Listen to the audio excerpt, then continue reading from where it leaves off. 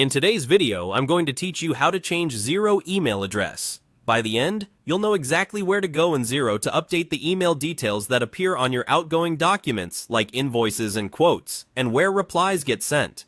Start by opening your browser and signing into your Xero account as you normally would. Once you're in, look to the top left of the Xero dashboard for the organization menu. If you're working with the sample data, this will read Demo Company. If you're in a live organization, you'll see your company's name there. Click that menu to reveal more options for the organization you're currently viewing.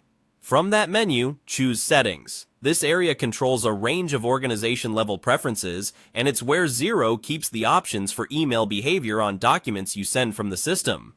Taking a moment to confirm you're in the correct organization here is a good idea, especially if you manage more than one. Inside Settings, look for Email Settings. Open it, then choose Edit to make changes. This is where you can update the address your customers will see when they receive documents from you, as well as the reply to address where responses should go.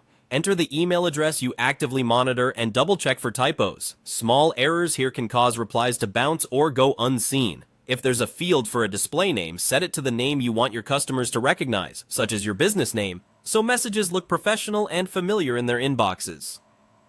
While you're editing, review any default message content or signatures that accompany your documents.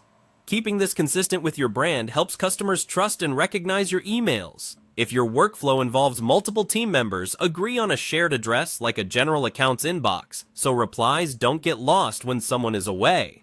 When you've finished updating the fields, confirm and save your changes in the editor. A quick best practice is to send yourself a test document, like an invoice or quote, to make sure the From details look right and that replies route to the correct inbox. If you don't see the test message, check your spam or promotions folder and add your own sending address to your contacts for better deliverability. One important note: this process changes the email details used for documents sent from your organization. If you're trying to change your personal login email for Xero, that's a separate update within your user account profile. And that's it.